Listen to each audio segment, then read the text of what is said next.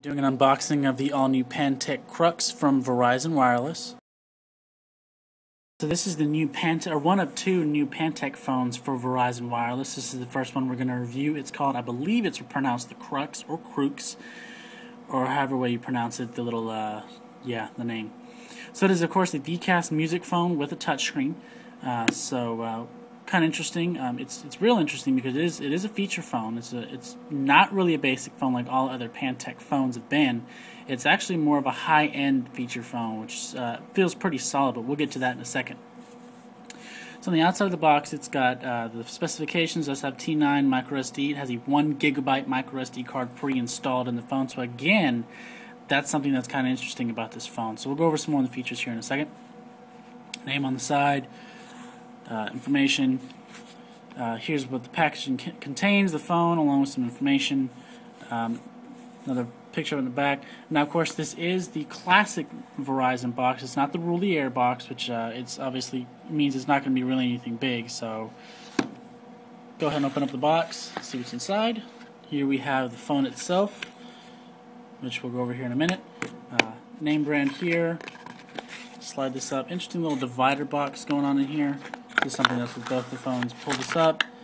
Got the USB cord, again showing that's not just a regular feature phone, along with the wall head unit, as I call it, along with tips, hints, and shortcuts. So here we have the actual phone itself, of course, donning the Pantech name with an interesting little menu button here. Kind of seems a little familiar. On the right side of the phone, you're going to have a headphone jack up at the top, along with the SD card, the card slot, which has the 1 gig SD card, along with the power button on the side. Looks like a camera button and a speaker button on the side there. On the left, you're going to have the charging port for micro USB, along with the volume toggle. Nothing on the bottom except for a mic. And on the top, interestingly enough, is some media buttons for play, pause, back and forward. So it obviously seems like it's going to be a media phone. Of course, being Rhapsody, that doesn't surprise me. So let's go ahead and power it on and take a look what it looks like from there. Probably one of my favorite features about this phone is its unique way of locking and unlocking. So here we have the phone. It's locked. So it's a slide up to unlock. It's not this. I mean, as much as you try, it's not going to do anything. Actually, slide the phone up and it unlocks. So I thought that was pretty neat. Neat little innovation about the phone. This is going to be what it looks like at all times. You're always going to see a menu style setup. The only time that you'll see a difference is if you want to switch to another page, which is done a couple of ways. You can just swipe to change the page that way, which brings you to a different page. So again, it's got a blank page here. You can add or take away different apps that you have on there.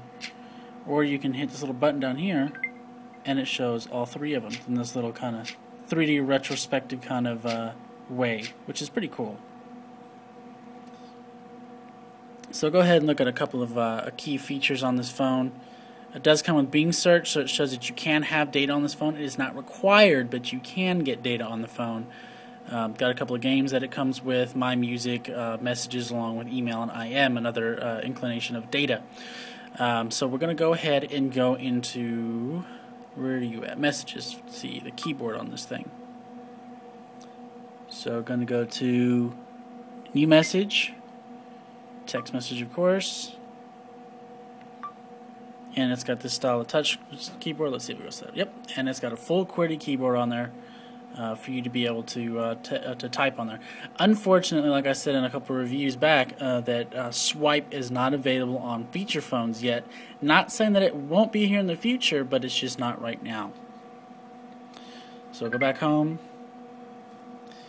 Now this camera, or this phone, does have a 3-megapixel camera. So this, out of the two Pantech phones that just came out, this is the higher end phone.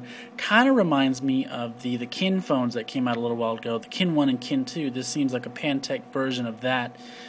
Two high-end phones that have differentiate from each other, but are quite the same.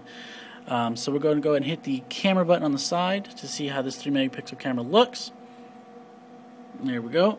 And it does have both video and picture capability, so you can record video on this phone. Fortunately for people, there's been a lot of phones that have come out lately that don't have video recording on them, but this one does have it. Let's go ahead and go into the call feature to see how the dial looks. Yeah, not that one. So this does double as a home number or home button. Here's the keypad, which looks pretty similar. It looks a lot like Android, if you ask me. It looks a lot like Android, but it's not Android.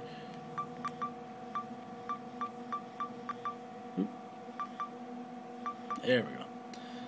So it looks a lot like Android, which is kind of surprising. I wouldn't be surprised if here in a little bit they didn't get in trouble for that. Let's go ahead and check out some of the games that are on here just for fun. Millionaire. That's about it. That's all you're gonna get on this one. You can shop applications and stuff like that. Can't look at the browser because it's not activated. A couple of tools that are on here: tip calculator as normal, stopwatch, world clock. Pretty much stuff that's the norm. It does have USB mass storage, so you can transfer different files from the computer to the phone itself. To wrap up, and my final thoughts of this phone is, it's a basic phone. It's a basic feature phone, but at the same time, it's not. It doesn't want to be a basic phone. It wants to be a smartphone without the internet package, because it does allow you to download different applications to it through the Verizon Application Center. Does have a rather strong camera and 3-megapixel camera for a feature phone that's pretty strong, and not be LG. Has a full QWERTY keyboard on it. Has a dial pad that looks a lot like Android does. It just screams out, and the thinness of this thing it's kind of interesting. I think if Pantech wanted to make a smartphone, this would be kind of what it would look like. Maybe have a bigger screen on it, but this really just screams out that it wants to be a smartphone.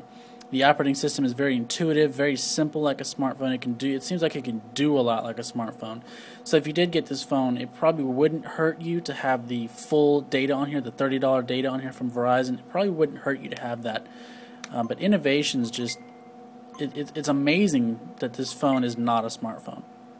So again, that was just a little review of and unboxing of the Pantech Crux or Crux from Verizon Wireless. If you have any questions or comments, feel free to leave them either at Facebook or Twitter or in the comment section below.